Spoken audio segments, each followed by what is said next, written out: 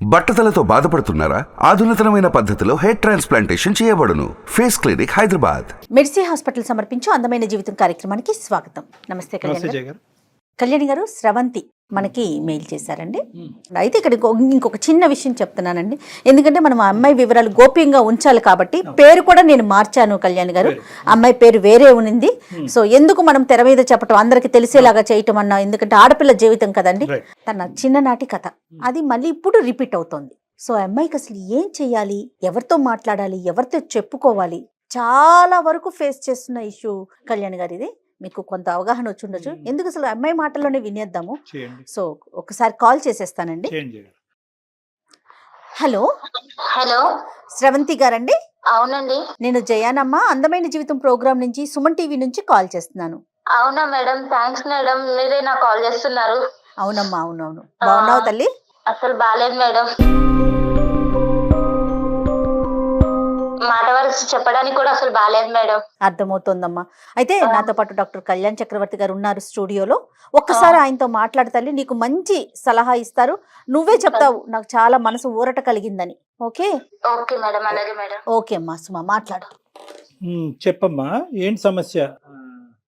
Sir నా పేరు Sravanthi sir. స్రవంతి, నాకు ఎలాంటి ప్రాబ్లం ఉందంటే చెప్పుకుంటే తీరలేనంత ప్రాబ్లం ఉంది సార్. నిజంగా అసలు మీరు నాకు కాల్ చేస్తారు అనుకోలేదు, బట్ ఇప్పుడు మీరు కాల్ చేసి మాత్రం చాలా హెల్ప్ చేశారు సార్. చెప్పు నాన్న, సమస్య తప్పకుండా ఏంటి? అమ్మా. నీ వయసు ఎంతమ్మా? 22 సార్. 22. చెప్పమ్మా, సమస్య ఏంటో చెప్పు. మ్యారేజ్ అయిందా? సార్ నేను 9th క్లాస్ లో ఉన్నప్పుడు మా ఫ్రెండ్ ఇంటికి ఇట్లా కంబైన్ స్టడీస్ కోసం వెళ్ళేదాన్ని సార్. వెళ్తుంటే ఒక రోజు చాలా లేట్ అయిపోయింది. చాలా లేట్ అయిపోయిందని నేను వస్తున్నాను సార్. దారిలో వస్తుంటే ఎవరో ఫాలో అవుతున్నట్టు అనిపించింది నాకు. ఎవరో ఫాలో అవుతున్నట్టు అనిపిస్తే ఇంకా కొంచెం ముందుకు రాగానే ఒక ఆటో ఉంది సార్. ఆటో ఉండి అతన్ని అన్న కొంచెం ఇక్కడ ఎవరు ఫాలో అవుతున్నట్టు కొంచెం భయంగా ఉంది, జర ఏమనుకోకుంటే కొంచెం నన్ను మా ఇంటి దగ్గర నింపండి అన్న అంటే, అవమ్మా నువ్వు నా చెల్లెలు లాంటిదాన్ని, నేను సేఫ్ గా తీసుకెళ్తానమ్మా అని నన్ను ఆటో ఎక్కించుకున్నారు సార్. ఏ టైం అమ్మా? ఏ టైం అవుతుంది అప్పుడు? నైట్ 9 అవుతుంది మేడం. అయిపోయిన తర్వాత చెప్పమ్మా. 9:30 అవుతుంది మేడం. తల్లి ఆటో ఎక్కించుకున్నారు. ఆటో ఎక్కించుకుని కొంచెం ముందుకెళ్ళగానే ఇట్లా టర్న్ తీసుకున్నారు. నేను చెప్పాను, అన్న మా ఇల్లు స్ట్రైట్ కే వెళ్ళాలి, ఇట్లా మీరు లెఫ్ట్ తీసుకున్నారంటే, లేదమ్మా ఇది షార్ట్ కట్, మీ ఇల్లు నాకు తెలుసు, నేను ఎప్పుడు ఇటు నుంచే వస్తుంటాను, నేను చాలా సార్లు చూసాను అన్నాడు.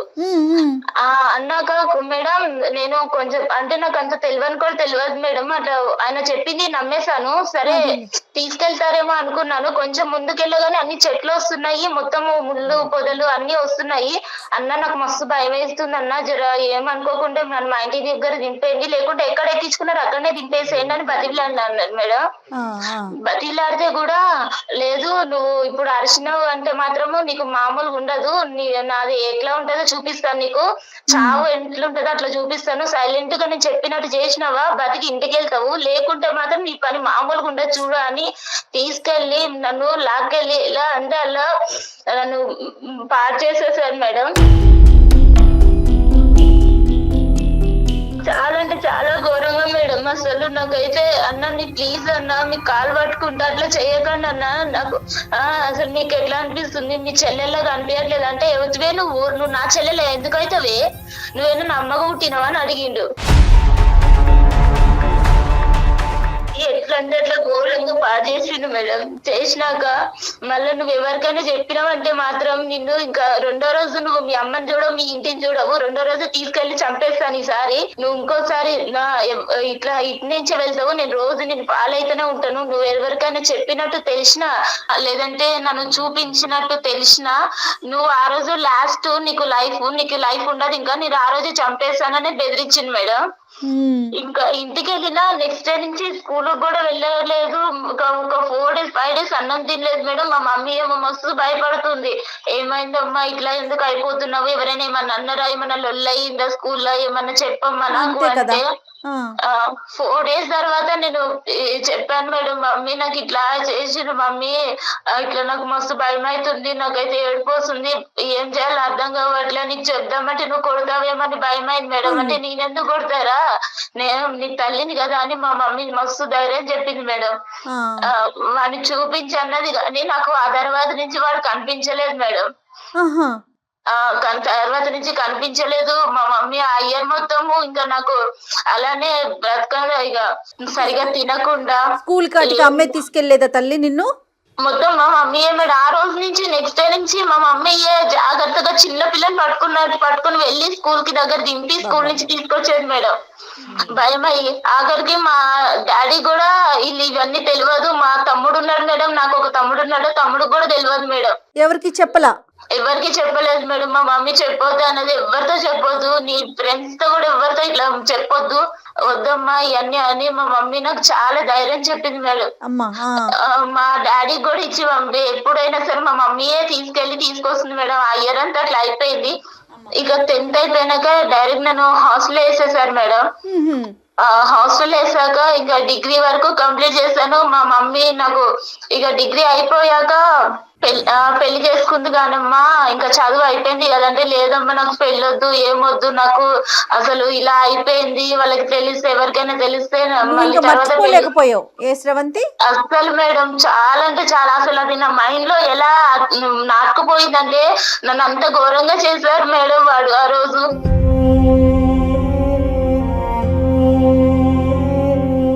అంత అసలు చెప్పుకోవడానికి కూడా నాకు నోరు కూడా మాటలు కూడా రావట్లేదు. అంత ఘోరంగా అయిపోయింది, వదిలేసే.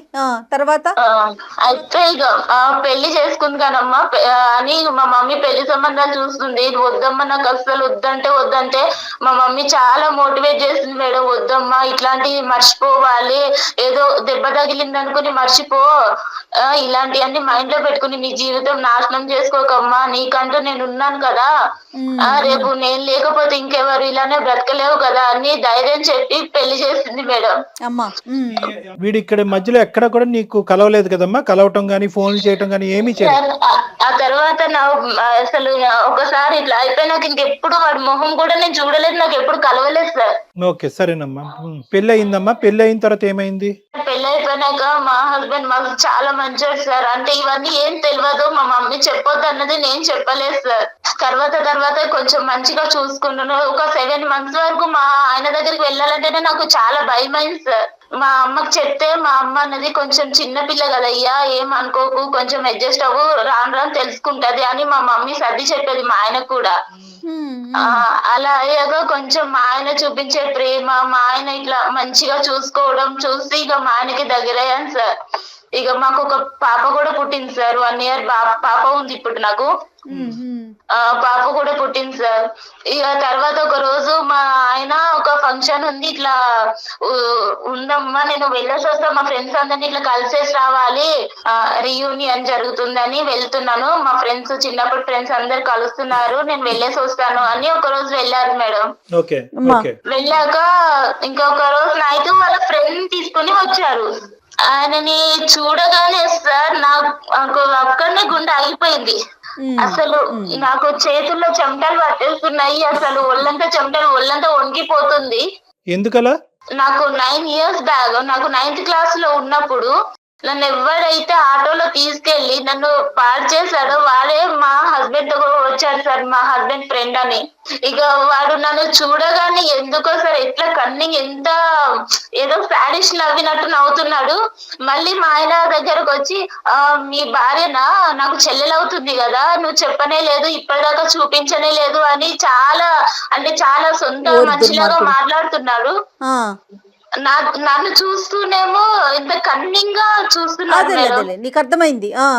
అర్థమైపోయింది. నాకు అప్పటికే భయం అవుతుంది, కాళ్ళు చేతులంతా వణికిపోతున్నాయి.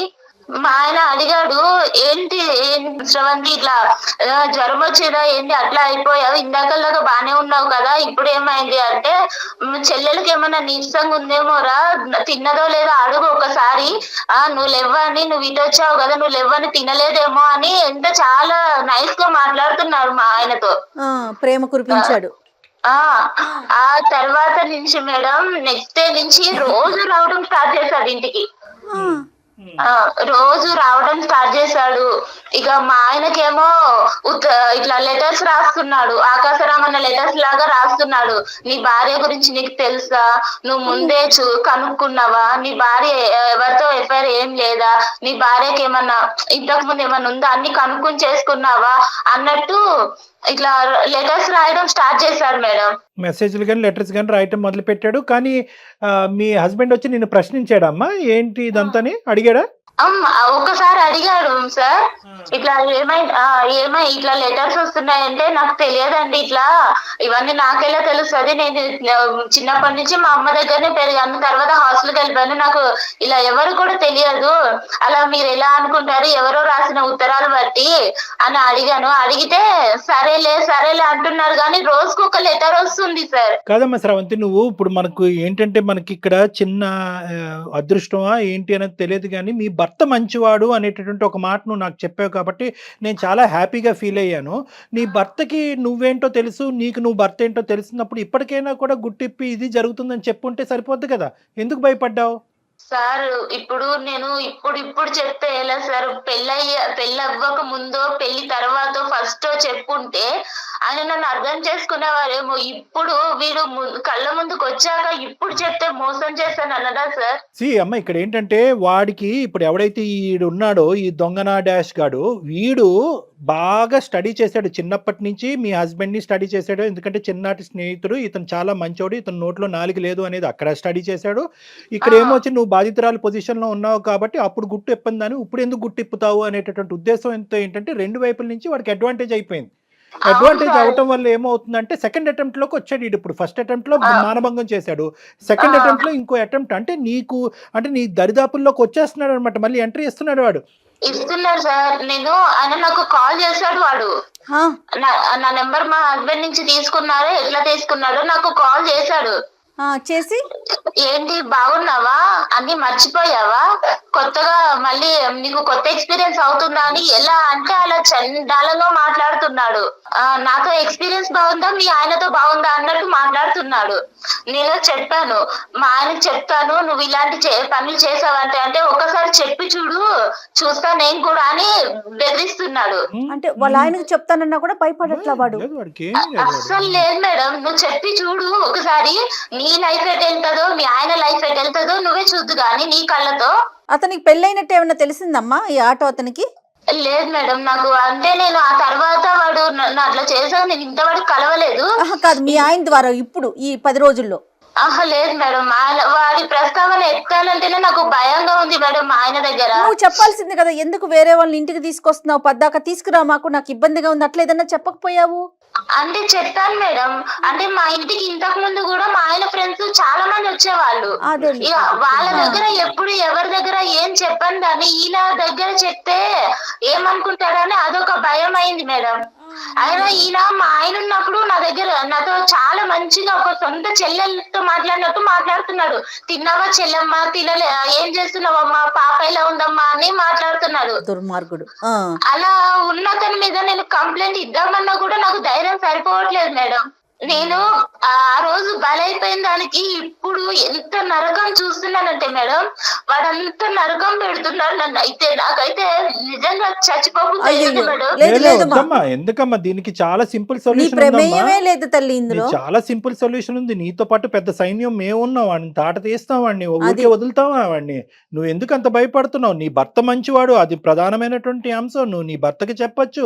మీ అమ్మ అంటే కనుక ఇద్దరు ఆడవాళ్లే కాబట్టి తమ్ముడికి చెప్పొద్దు, నాన్నకి చెప్పొద్దు అని చెప్పి 10 సంవత్సరాల పాటు కవర్ చేసింది. కానీ లోకం మారింది, పరిస్థితులు మారింది, వ్యవస్థ మారిందమ్మా. ఇక నీకు నీ కొండంత అండగా పెద్ద పోలీస్ వ్యవస్థ ఉంది, అందరూ ఉన్నాం. ఎందుకు నువ్వు భయపడతావు? అస్సలు భయపడక. ఫస్ట్ ఆఫ్ ఆల్ వాడు ఎక్కడున్నాడో చెప్పు, నేనే వెళ్ళి కాళ్ళు చేతులు ఎరగొట్టి వస్తా. వాడు ఇక్కడే ఉన్నాడు సార్, మీకు కావాలంటే నేను కాన్ఫిడెన్స్ లో పెడతా, ఒక్కసారి మీరు వినండి సార్ వాడి మాటలు. మేము ఉన్నామని చెప్పొద్దమ్మా, మేము ఉన్నామని చెప్పొద్దు. వాడు ఫోన్ కట్ చేసి పారిపోతాడు. ఈ లోపల మనం వాడు ఎక్కడున్నాడు ఏంటి అనేది ట్రాక్ చేయడానికి ఉపయోగపడుతుంది. నువ్వు మామూలుగా మాట్లాడి ఏమీ లేనట్టుగానే అందమైన జీవితం అని మా ప్రోగ్రామ్ గురించి ఏమీ చెప్పొద్దు నువ్వు. ఓకే, నువ్వు సింపుల్ గా ఏంటంటే నువ్వు రెగ్యులర్ గా మాట్లాడుతున్నట్టుగానే ఎక్కడున్నావు, ఏం చేస్తున్నావు అన్నట్టుగా మాట్లాడి నన్ను వదిలేసేవా, నన్ను ఇబ్బంది పెట్టద్దు, మీరు రెగ్యులర్ గా ఏదైతే మాట్లాడతారో అది మాట్లాడు. సరేనా? తర్వాత వాడు గొంతుకు లెగుస్తా చూడు, అప్పుడు నేను జయ గారు అందుకుంటాం. నువ్వు ఇంట్రడ్యూస్ చేయొద్దు, మమ్మల్ని ఇంట్రడ్యూస్ చేయొద్దు. నేను ఆల్రెడీ లాస్ట్ టైం సూసైడ్ చేసుకుందామని సూసైడ్ దాకా వెళ్ళాను సార్, కానీ నా పాపము చూసి వెనక్కి వచ్చేసాను సార్. ఇప్పుడు బ్రతకాలన్నా కూడా నాకు అసలు వేరే లేకుండా అయిపోతుంది సార్. శ్రవంతి బంగారం ఒకే మాట చెప్తున్నాను, ఇది నీ గురించి నేను చేయట్లేదు. రేపొద్దున ఈ దరిద్రుడు ఇలాంటి దరిద్రులు నీ కూతురు వరకు వచ్చినా కూడా ఆశ్చర్యపడక్కర్లేదు. అది ఎందుకంటే ఇక్కడ నీ జీవితాన్ని నిన్ను ప్రొటెక్ట్ చేసుకోవటం, నీ మ్యారేజ్ని ప్రొటెక్ట్ చేసుకోవటం కాదు. ఇలాంటి ఎదవలు ఎక్కడున్నా కూడా వాళ్ళని వెతికి పట్టుకుని మనం వాళ్ళకి శిక్షించాలి. సరైనటువంటి శిక్ష పడేటటువంటి విధంగా నువ్వు ఈ రోజు ఒక సంఘ సేవకురాల్లాగా ఒక సామాజిక పరమైనటువంటి సేవ చేసి మా వరకు వచ్చావు, నీతో పాటు మేము కలిసి ప్రయాణం చేస్తాం. తప్పకుండా. ఈ కేసును మాత్రం ఇది కేవలం నా కేసు అనేటటువంటి విధంగా తీసుకెళ్లొద్దమ్మా. నువ్వు గొంతెత్తి మాట్లాడాలి. ఇది మనం ఖచ్చితంగా వాడిని శిక్షించాలి. కాబట్టి నీ యొక్క తోడ్పాటు మాకు కావాలి. నీలాంటి ఆడపిల్లలందరికీ కూడా ఇలా కూడా నేను బయటికి రావాలని తెలియాలి తల్లి. ఇంకోటి ఏంటంటే దయచేసి నీ మనసులో నువ్వు పోస్ట్ ట్రామాటిక్ స్ట్రెస్ డిసార్డర్ అంటారమ్మా. అంటే ఒక ఆడపిల్లకి ఇలా మానభంగం జరిగినప్పుడు ఆ జ్ఞాపకాల నుంచి బయట పడలేక చాలా మంది ఏంటంటే పెళ్లిళ్ళు చేసుకోరు, కొంతమంది పెళ్లిళ్ళు చేసుకున్నా కూడా సంసారం కూడా చేయడు, మగజాతిని అసహించుకుంటూ ఉంటారు. ఇప్పుడు ఇదేంటంటే దీంతో పాటు వీడు మళ్ళీ నీ ఎదురుగుంట ప్రత్యక్షమయ్యాడు. ప్రత్యక్షం అవడంతో నీ పాత జ్ఞాపకాలు వచ్చి రేపు నువ్వు కంప్లీట్గా మెంటల్ పేషెంట్ అవుతావు అనేటటువంటిది కూడా మనకు తెలియదు. ఇది నెంబర్ 2. నెంబర్ 3 ఏంటంటే కనుక ఇక్కడ ఫస్ట్ ఆఫ్ ఆల్ నీలాంటి ఆడపిల్లలు ముందుకొచ్చి గొంతిప్పి ఎందుకు మాట్లాడాలి అంటే కనుక ఫస్ట్ మీకు తగినటువంటి రక్షణ కల్పించిన తర్వాత, రక్షణ తీసుకున్న తర్వాత మీరు మాట్లాడండి. నెంబర్ 1. నెంబర్ 2 ఏంటంటే గిల్ట్ తీసేసేయండి. వాడికి ఏదో నువ్వు కోఆపరేట్ చేసినట్టుగా దయచేసి ఫీల్ అవ్వద్దు. నీ మీద ఒక హత్యాయత్నం జరిగింది, మానభంగం జరిగింది నీ మీద. కాబట్టి ఫస్ట్ ఆఫ్ ఆల్ నీ మైండ్లోంచి ఏంటంటే నీ భర్తతో చెప్తున్నప్పుడు కానీ, మాతో చెప్తున్నప్పుడు కానీ, సమాజంలో రేపొద్దున ఎవరైనాతో పెద్దలతో మాట్లాడే పరిస్థితి వచ్చినప్పుడు నేను తప్పు చేశానేమో అనేటటువంటి ఫీలింగ్తో నువ్వు బయటకు రా. నువ్వు ఏ తప్పు చేయలేదు. నువ్వు నిన్ను సేవ్ చేసుకోవటమే కాకుండా వీడు చాలా మందితో ఇటువంటి ఆట ఆడుంటే కనుక అటువంటి ఆడపిల్లలందరూ కూడా ఈరోజు బయటకు వస్తారు. ఆ ఆడపిల్లలందరూ కూడా బయటకు రావాలి. వాళ్ళకు కూడా మనం రక్షణ కల్పించిన వాళ్ళం అవుతాం. ఇది ఇప్పటిదాకా నాకు మా అమ్మకే మాత్రమే తెలుసు సార్ ఈ విషయం అనేది. ఇప్పుడు వాడు ఎలా బెదిరిస్తున్నాడంటే, నీ భర్తకు చెప్తాను, నీకు లైఫ్ లేకుండా చేస్తాను, మొత్తం ఆ రోజు నేను ఫొటోస్ కూడా తీసాను, మొత్తం అన్ని నెట్ లో పెట్టేస్తాను, నీకు అనేది లైఫే లేకుండా చేస్తాను నేను. నీ భర్తకు చెప్పాక ఒక్కసారి నువ్వు అనుకుంటున్నావు కదా నా భర్త ఉన్నాడు అని, నువ్వు నాకు లొంగట్లేదు కదా, నీ భర్తనే నీకు కాకుండా చేస్తాను అని ఎట్లా బెదిరిస్తున్నాడు మేడం. నువ్వేమి భయపడకమ్మా, డాక్టర్ గారు ఉన్నారు, సుమన్ టీవీ తరపున మేమున్నాము. అంత చేయాలి అంటే కనుక ఫస్ట్ ఆడు ఉండాలి కదమ్మా. ఫస్ట్ అదంతా మేము చూసుకుంటాం. ఇప్పుడు వరకు నువ్వు ఒక్కదానివే లోపల యుద్ధం చేసావు. ఇప్పుడు మాకు చెప్పిన తర్వాత మేమేమి ఇలా చేతులు కట్టుకుని కూర్చోం కదా. మేము తీసుకోవాల్సిన స్టెప్స్ మేము తీసుకుంటాం. కాబట్టి అవన్నీ ఆ భయాలన్నీ తీసి పక్కన పెట్టు. నీకు పూర్తి స్థాయిలో సంరక్షణ అనేది మా తరపు నుంచి ఉంటుంది. వాడిని ఎక్కడైతే శిక్షించాలో, ఎలాగైతే లోపల పెట్టాలో అదంతా మేము ఆలోచిస్తాం. ఓకేనా? నేను చెప్పినటువంటి పద్ధతిలో వాడికి ఫోన్ కలిపంతే. మేమేమి బ్యాక్గ్రౌండ్ లో మాట్లాడాం. ఓకే సార్, అలాగే కలుపుతున్నాను సార్. కల్పమ్మ. వాడి పేరేంటమ్మా? వాడి పేరు శ్యామ్ సార్. శ్యామ్. కల్పమ్మ చెప్పు. ఇంతమంది పసిపిల్లల అబ్యూస్ కి గురవుతున్నారు కదా కళ్యాణ్ గారు. మన దగ్గరికి వచ్చింది హ్యాపీ రామమ్మాయిలు ఎంతమంది ఉన్నారు? మీరు మాట్లాడుతున్న వ్యక్తి మీ కాల్ ను హోల్డ్ లో ఉంచారు. బాధితులు ఎంతమంది ఉన్నారు? ఇటు ఫ్యామిలీకి చెప్పుకోలేరు. హలో హలో ఏం సంగతి? కాదు, నేను చెప్పేది ఒకసారి విను ప్లీజ్. నువ్వు నన్ను ఇలా ఏడిపించకు. ఇలా నువ్వు కాల్ చేస్తేనే నాకు హార్ట్ అటాక్ వస్తుంది, నాకు గుండెల్లో వణుకొస్తుంది. ప్లీజ్ నీకు దండం పెడతా. ఎందుకు నన్ను ఇంత బ్లాక్ మెయిల్ చేస్తున్నావు? నువ్వు చేసిన దానికి ఏ రోజైనా నేను బయట పెట్టానా? నేను వదిలేసాను కదా, ఇప్పుడు మళ్ళీ ఎందుకు నా లైఫ్ లోకి వచ్చి ఇట్లా ఆడుకుంటున్నావు? నువ్వు అంటే నాకు ఇష్టం అనేది చెప్తున్నావు కదా. నువ్వు ఏమని ఇష్టం అంటున్నావు? ఒకసారి పాడు చేసేసి నన్ను నా లైఫ్ అంతా పాడు చేసేసావు. నాకంటూ వెనక్కి తిరిగి చూసుకుంటే నువ్వు చేసిన అగాయించిన తప్ప నాకంటూ ఒకటి సంతోషం అనేది లేకుండా చేసావు. మళ్ళీ ఇప్పుడు నా భర్తతో నేను కొద్ది గొప్ప మర్చిపోయిన భర్తతో సంతోషంగా ఉంటే ఇప్పుడు మళ్ళీ నువ్వు నా లైఫ్ లోకి వచ్చి నా లైఫ్ నాశనం చేయాలని చూస్తున్నావు. ఏం అధికారం ఉందని చెప్పు నా లైఫ్ ని ఇట్లా ఆడుకుంటున్నావు? నా మీద ఇష్టం ఉంటేనే కదా నువ్వు ఇన్ని రోజుల పంట చెప్పకుండా ఉండేది. నేను ఇష్టంతో కాదు, నా తల్లి చెప్పిన మాట కోసం, మా అమ్మ వద్దమ్మా ఆడపిల్ల జీవితం బయటికి వెళ్తే అల్లరవుతుందని మా అమ్మ నాకు చెప్పిన మాట కోసం నేను చెప్పలేదు. నాకు అవన్నీ సంబంధం లేదు. ఒప్పుకుంటున్నావా లేదా? నీ బండారం మొత్తం బయట పెడతా, మీ ఆయనకు మొత్తం చెప్పేస్తా. నేను నీకు దండం పెడతా, ఇలాంటి అన్ని చెయ్యకు ప్లీజ్, నన్ను వదిలేసాయి. అవన్నీ నాకు సంబంధం లేదు. నేను నిన్ను కోరుకుంటున్నా, ఒక్కసారి నువ్వు కావాలని కోరుకుంటున్నా. నువ్వు వస్తావా లేదా? నేను రమ్మంటావా నన్ను? నేను రాలేదు. నీకు దండం పెడతా ప్లీజ్. ఇంత అవన్నీ రిక్వెస్ట్ లేదు, చేస్తున్నాను కదా, ఇంత రిక్వెస్ట్ చేస్తున్నాను నాకు కదా. చిన్నప్పుడే నువ్వు నచ్చినావు. ఇప్పుడు నువ్వు ఇంకా చాలా అందంగా ఉన్నావు. ఇప్పుడు నువ్వు కావాలని కోరుకుంటున్నా. లేదు అంటే నీవన్నీ నా దగ్గర ఉన్నాయి, అన్ని బండారం మొత్తం బయట పెట్టేస్తా నేను. మీ ఇంట్లో ఆడవాళ్ళు ఉండరా? నీకు అమ్మ అక్క చెల్లి ఎవరు లేరా? అవన్నీ నీకు సంబంధం లేదు. నువ్వు ఒప్పుకుంటున్నావా లేదా? నీ అన్ని బయట పెట్టమంటావా? ఏం బయట పెడతావు? నాకు చచ్చిపోమంటావా చెప్పు. ఎందుకు ఇంత ఏడిపిస్తున్నావు? నేను ఏమన్నా అన్యాయం చేస్తానా నీకు అసలు? నేనంటే ఇష్టం ఉంటేనే కదా నువ్వు ఇన్ని రోజుల పాటు సైలెంట్ ఉన్నది. నేను అంటే ఇష్టం ఉండి కాదు సైలెంట్ గా ఉన్నది. నా భర్త మీద గౌరవంగా నేను సైలెంట్ గా ఉన్నాను. ఇప్పుడు నేను కావాలనుకుంటున్నా నేను ఏం కావాలనుకుంటున్నా? నేనేం వస్తువులు అనుకుంటున్నావా నువ్వు కావాలనుకోవడానికి? నేను ఇంకొక భార్యని నీకు తెలుసా, కనిపిస్తుందా? ఇంటికి వచ్చినప్పుడల్లా చెల్లెమ్మ అని పిలిచి నా భర్త ముందు నీకు అలా ఎలా మాట్లాడాలనిపిస్తుంది? నేను ఇలానే ఉంటా. నాకు కావాలనుకుంటున్నా. నువ్వు ఇప్పుడు అందంగా ఉన్నావు కాబట్టి నువ్వు కావాలనుకుంటున్నా. అప్పుడు నీ చెల్లి అందంగా ఉంటే ఎవరి దగ్గరికైనా పంపిస్తావా? నాది ఇంతే, నేను ఇంతే, నా వరుసని ఇంత. నీకు ఇష్టం వచ్చినట్టుంటే సరిపోతుందా? వేరే వాళ్ళు ఇష్టాలు అర్థం చేసుకోవా? వేరే వాళ్ళ బ్రతుకులు నాశనం అయిపోతాయి అని ఆలోచించుకోవా? నువ్వు ఒప్పుకుంటున్నావా లేదా? ఒకటి చెప్పు. ప్లీజ్ నీకు దండం పెడతా, నన్ను వదిలేస్తే ఏం ఒప్పుకోవాలి? నాకు భర్త ఉన్నాడు, పాపం ఉంది. ఇప్పుడు ఒక్కసారి నా దగ్గరికి వచ్చేసి నీ ఇష్టం, నీ లైఫ్ నీ ఇష్టం. ఏం ఇష్టము? నా బ్రతుకే నాశనం చేసేసరికి ఇంకా ఏమి ఇష్టం ఉంటుంది? ఇంకా నాశనం అయిపోతుంది, ఇంకా గలీజ్ అయిపోతుంది. మరి ఇవన్నీ మీ ఆయన ఇంకా ఘోరం అయిపోతుంది. మరి హలో బాబు. హలో బాబు. హలో ఆ, ఎవరు సార్? నేనా? నువ్వెవరు చెప్పు, నీ పేరేంటి? సార్ నా పేరు శ్యామ్ సార్. Right okay. నా పేరు డాక్టర్ కళ్యాణ్ చక్రవర్తి. నేను సుమన్ టీవీ అందమైన జీవితం నుంచి మాట్లాడుతున్నాను. మీకేం సంబంధం సార్? అమ్మాయి అదే సంబంధం ఏంటి అన్నది నేను చెప్తాను. ఇప్పుడు వరకు ఆ అమ్మాయి గొంతిప్పలేదు, ఇప్పుడు గొంతిప్పి మాట్లాడింది. ఆ అమ్మాయి తరపున మేము ఉన్నాము. అసలు ఎవడ్రా నువ్వు? ఎవడు నువ్వు అసలు? మీకేం సంబంధం? ఏ సంబంధం ఉందో లేదో తర్వాత తేల్చుకుందాము. నువ్వు ఎక్కడున్నావు చెప్పు ఫస్ట్. అసలు నువ్వు ఎవడు అసలు? ఏం చేసావు ఈ అమ్మాయితో చిన్నప్పుడు? అవసరం లేదు కదా సార్. పర్సనల్ బొక్క ఏంద్రా మాట్లాడేది నువ్వు? నీకెందుకు సార్? తన పర్సనల్. నీకేంటి ఏం మాట్లాడుతున్నావు నువ్వు? నువ్వు ఏం చేసావు ఈ అమ్మాయితో చిన్నప్పుడు? ఇప్పుడు ఏం చేస్తున్నావు? ఎంతమంది ఆడవాళ్ళు నీ లిస్ట్ లో ఉన్నారు? ఎంతమంది ఆడవాళ్ళతో జీవితాలతో నువ్వు ఆడుకుంటున్నావు? ఎంతమంది ఆడవాళ్ళని మానభంగం చేస్తావు? ఎంతమంది ఆడవాళ్ళని బ్లాక్ మెయిల్ చేస్తున్నావు?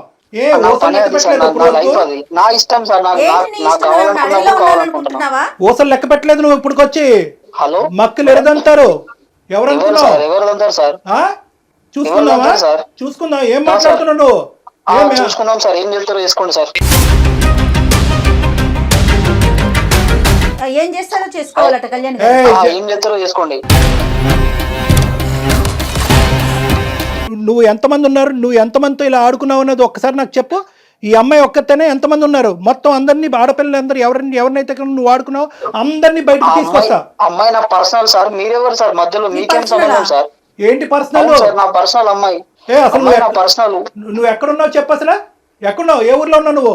నీ మొత్తం నీ వాయిస్ అంతా రికార్డ్ అవుతుంది. నువ్వు ఎక్కడున్నావు మొత్తం అంతా ట్రాక్ చేస్తున్నావు. నీ లొకేషన్ తెలుసు. కానీ సార్ భయపడేది లేదు, సమస్యలే. భయపడే సమస్య అదే నీ సంగతి ఏంటో మేము తెలుస్తాము. నీతో ఒక్క నిమిషం కూడా ఇంకెక్కువ మాట్లాడవలసినటువంటి అవసరం లేదు. ఏమయ్యా, నీకు ఒక తల్లి, ఒక అక్క, ఒక చెల్లి ఉందా? నువ్వు మనిషివా? మొత్తం బయట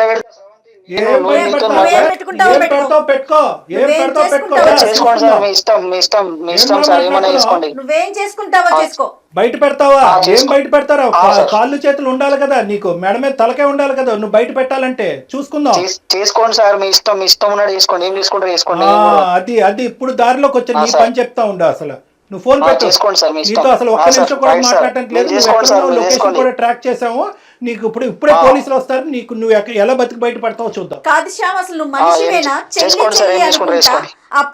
ఉన్న బంధాలు విలువలు అన్ని ఇంత దిగదా చిచి. అసలు మాట్లాడటానికి మాట్లాడటం ఏం లేదు. ఓకే సార్, మీతో కూడా నేను మాట్లాడాల్సిన అవసరం లేదు సార్. Right sir. వాడేం మనిషి కళ్యాణ్ గారు? అసలు భయం కూడా లేదా మనిషికి? మేడం ఇప్పుడు వాడు ఏంటంటే ఈ అమ్మాయితో ఒక్కటే. శ్రవంతి నువ్వు లైన్ లో ఉన్నావమ్మా? పెట్టేశాడు కదా అతను. పెట్టేశారు మేడం.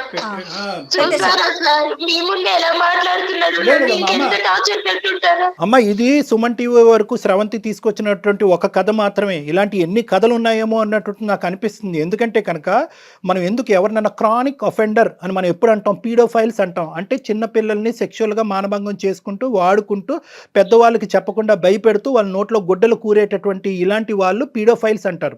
ఎందుకు వీడి గురించి ఇంత ప్రత్యేకంగా మనం ఈ రోజు మాట్లాడుకోవాలి, నాకు ఎందుకు అంత స్థాయి కోపం వచ్చిందంటే ఈ టోన్లో నేను ఎప్పుడూ మాట్లాడలేదు. ఎందుకంటే వీళ్ళందరూ చాప కింద నీరులాగా చాలా మంది ఆడపిల్లలతో కుటుంబ సభ్యుల్లోనే ఉండేటటువంటి ఎదవలు కొంత ఉన్నారు. ఈడంటే కనుక బయట ఎక్కడి నుంచో పరిచయం అయ్యి నీకు తెలిసి తెలియకుండా ముక్కు మొహం తెలియని వాడు ఆటో ఎక్కావు.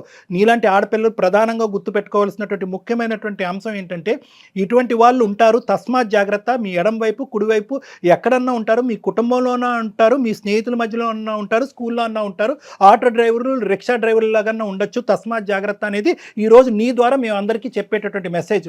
వీడిని ఎందుకు క్రానిక్ అఫెండర్ అన్నానంటే వీడు అప్పుడు తప్పు చేశాడు.